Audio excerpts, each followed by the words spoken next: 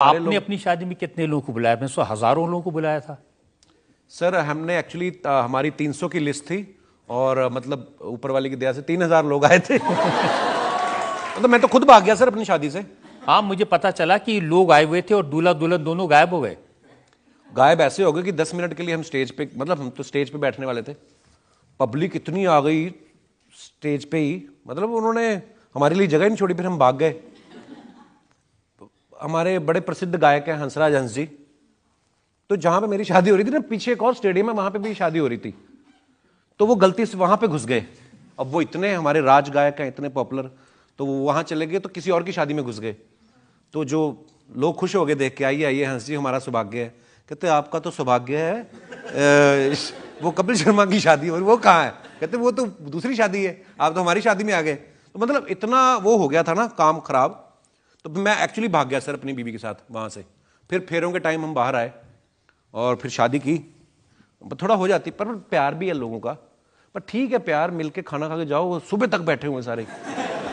मैं कहा अब सांप थोड़ी निकलेगा कोई, हम तो शादी कर रहे हैं, फेरे करके हम चले जाएंगे। पर ठीक है। तो जो लोग इतना प्यार करते हैं उनसे भी पूछते हैं अगर उनके पास और सवाल हैं। ये बात बहुत ज़्यादा आपके बारे में उड़ी थी कि लॉकडाउन के समय ही आपके जो दोनों बच्चे हैं वो हुए हैं, तो आप क्या बताना चाहिए, क्या ये सच था? कि वो लॉकडाउन में ही हुए? वो कह रही है कि जो कोविड के दौरान लॉकडाउन था जी, आपके दोनों बच्चे उस दौरान हो गए, काफी फुर्सत में थे। आप सब जानते हैं लॉकडाउन के समय बाहर तो निकल नहीं सकते थे, सब अंदर ही थे, तो अंदर ही अंदर, मतलब आप देखिए, ये तो देखिए ऊपर वाले का करम है। और हर इंसान को समय को यूटिलाइज करना चाहिए।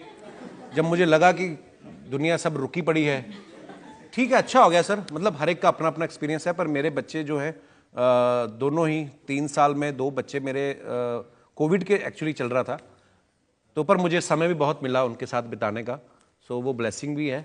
पर हाँ, वो ये सच है कि कोविड में ही दोनों बच्चे हुए। पहला लॉकडाउन हुआ मेरी बेटी हुई, दूसरा लॉकडाउन हुआ मेरा बेटा हुआ। फिर जब बीच में खबरें आने लगी ना कि तीसरा लॉकडाउन भी हो सकता है, तो मेरी बीवी ने कहा ऐसा है, बिना ऑडियंस के शो करो, चलो। और कोई सवाल पूछना चाहते हैं? जैसा कि हमने सुना है कि आपका हाथ इंग्लिश में थोड़ा तंग है, तो क्या आप ये इंश्योर करेंगे कि आपके दोनों बच्चे कॉन्वेंट स्कूल में ही पढ़े ताकि उनकी इंग्लिश बेटर हो? Who told you I'm weak in English, baby?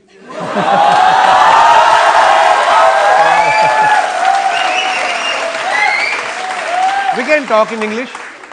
I can continuously speak for 2.5 minutes. नहीं, हाँ, मेरी पहले इंग्लिश बहुत वीक थी, अब थोड़ी ठीक हो गई है। तो हाँ, पर ऑब्वियसली बच्चे, मतलब देखिए, हर जो आने वाली जनरेशन होती है ना, हमसे बेटर होती है। क्यों? क्योंकि धीरे आजकल तो देखो, हमने इस उम्र में जाके अब हम सोशल मीडिया पे आ रहे हैं, उनकी शुरुआत ही इंस्टाग्राम से, गूगल से हो रही है, तो वो ऑब्वियसली हमसे बेहतर होंगे। कपिल, जैसे आप लोगों का मजाक उड़ाते हैं, मैंने देखा ट्विटर पर कभी कभी लोग आपका भी मजाक उड़ाते हैं बहुत। तो ये तस्वीर एक आपकी है ऐसे बैठे हुए, जिसमें जसबीर जस्सी हैं जी, और उफैन ने लिखा कि ये तीनों को टॉयलेट के लिए आया होगा, तो ये तीनों टॉयलेट में जगह ना हो इसलिए इकट्ठे बैठ गए हैं। ये इंस्टाग्राम पे मैंने फोटो डाला था। ये गायक जसबीर जस्सी जी हैं, ये मुकेश छावड़ा हैं, कास्टिंग डायरेक्टर। सर बाहर फॉग बहुत थी, तो हम बैठ गए ऐसे ही, बहुत ठंड थी। और एक्चुअली हमने ही काम शुरू किया ये, जब हम अपने शो पे ऐसे ऐसे फोटो के नीचे ना ऐसे फनी कमेंट्स पढ़ते हैं, तो पर अच्छी बात है। पहले लोग, होता है ना कभी कोई गाली गलौज करता है सोशल मीडिया पे, हमने एक नया ट्रेंड शुरू किया है कि यार फनी कमेंट्स डालो, तो अब लोग हमारी फोटो के नीचे भी डालते हैं। अच्छा है सर, अच्छी बात है ना, सही दिशा में लगा रहे हैं हम लोगों को। लेकिन एक और तस्वीर है, ये इंस्टाग्राम पर आपने डाली। या I have some international fans also. और इसमें लोग पूछ रहे हैं 7 फोटो क्लिक कराने के कितने पैसे दिए? यार पता नहीं लोगों को कि गोरियां मेरे साथ फोटो नहीं खिंचा सकती। मैं गया था टोरंटो इंटरनेशनल फिल्म फेस्टिवल में जब, तो बहुत सारे लोग हमारी फिल्म देखने आए थे। तो जब हम बाहर कहीं डिनर लंच कर रहे थे, तो एक गोरी ने मुझे पहचान लिया, कहते are you the same guy who play the main character in Zwigato? मैं कहा या, तो कहते फोटो लेनी है। मैं कहा मेरे को खुद लेनी है। तो उसने मेरे साथ एक खींची, मैंने 4 खींच ली उसके साथ। तो मैंने फिर आके इंस्टाग्राम पे डाली। जेलस पीपल बोल रहे हैं मैं क्यों पैसे दिए, क्यों पैसे दूंगा मैं गोरी के साथ फोटो खिंचवाने के। एक इसने लिखा कि कपिल शर्मा की पकड़ी गई चोरी, हैं? मेकअप कर रही नोरा फतेही को चुपके झांक रहे थे, ताड़ रहे थे, कैमरे में कैद हुई हरकत। मैंने सर खुद ही रील डाली थी। वो मेरा गाना आया था एक अभी थोड़े दिन पहले, अगर आपने सुना होगा। सुना आपने नैना दे आंखें? हैं? नहीं तो उसके लिए रील बनाई थी सर। तो नोरा बैठी हुई थी ऐसे शीशे में अपने आप को देख रही थी, और मैं बाहर से भी देख रहा था और शीशे के अंदर घुस के भी देख रहा था उसको।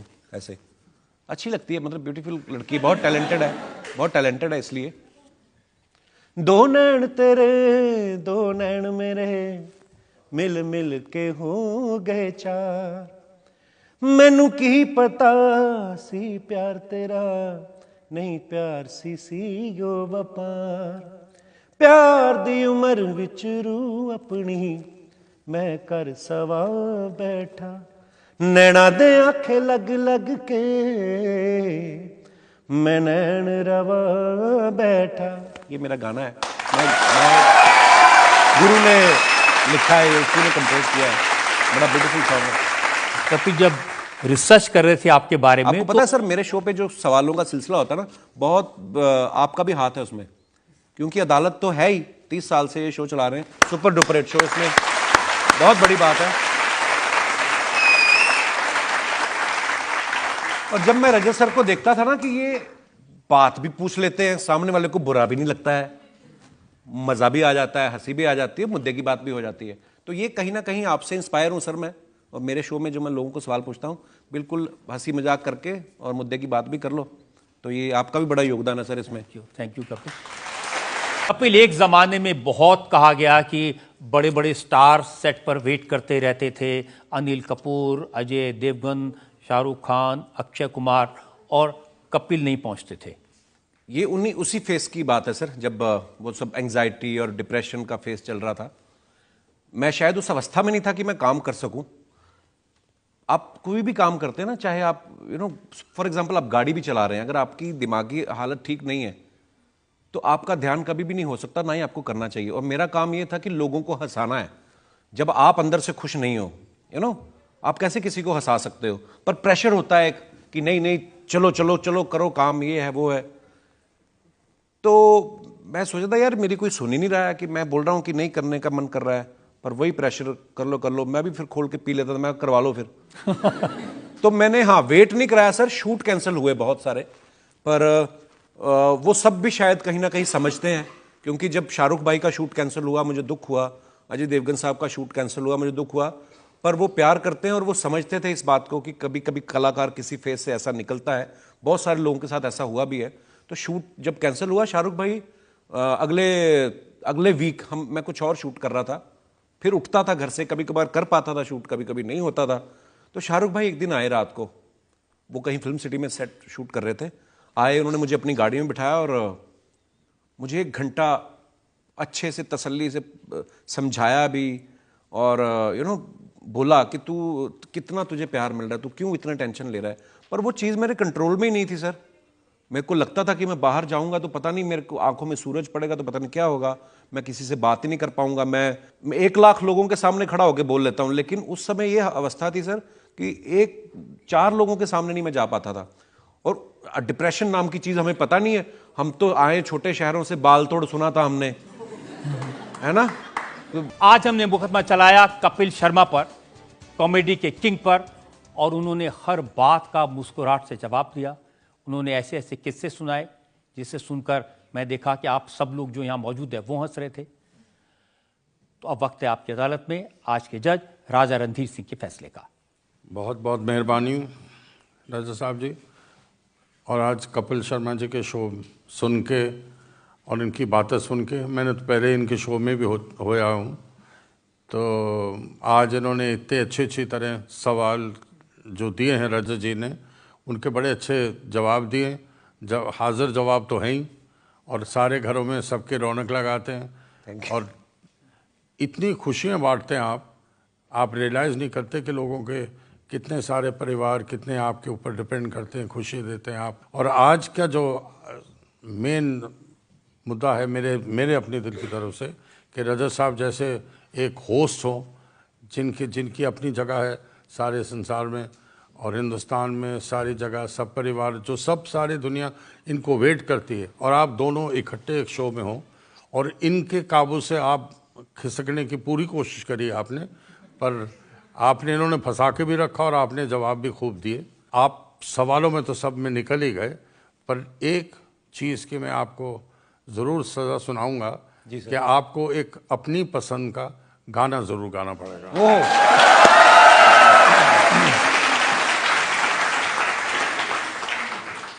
थैंक यू जज साहब बाइज्जत बरी करने के लिए। और एक गाना मैं किशोरदा का बहुत बड़ा फ़ैन हूँ, मतलब बहुत सारे कलाकारों का फ़ैन हूँ, लेकिन एक गाना जो आप सबके लिए, क्योंकि इतने सालों से आप मोहब्बत दे रहे हैं और ऐसे ही बनाए रखिएगा अपना प्यार, तो एक गाना आप सबके लिए। तेरे बिना जिंदगी से कोई शिकवा तो नहीं, शिकवा नहीं, शिकवा नहीं, शिकवा नहीं, तेरे बिना जिंदगी भी लेकिन जिंदगी तो नहीं, जिंदगी नहीं, जिंदगी नहीं, जिंदगी नहीं। तो आप अगर हमारी ज़िंदगी में ना हो तो ये ज़िंदगी कुछ भी नहीं। बहुत बहुत धन्यवाद आपके प्यार के लिए। अब मेरी हमारे माननीय वकील साहब से एक दरख्वास्त है। सर, आपने हम पे जितने भी इल्ज़ाम लगाए हमने उनके जवाब दिए, और कभी आइए हमारी गली में भी लोग देखना चाहते। अच्छा, आप रजत सर को देखना चाहते हैं हमारे शो पे?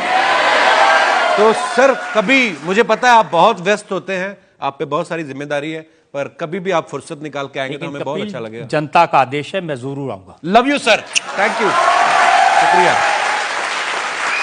थैंक यू दोस्तों, इतनी मोहब्बत के लिए शुक्रिया। तो इस यकीन के साथ, शुक्रिया, इस उम्मीद के साथ कि कपिल शर्मा इसी तरह से लोगों को एंटरटेन करते रहेंगे, उनके दिल जीतते रहेंगे और लोगों के दिलों पर राज करते रहेंगे, आज का शो यहीं खत्म करते हैं। अगले हफ्ते आपसे मुलाकात होगी एक नई शख्सियत के साथ। तब तक के लिए नमस्कार।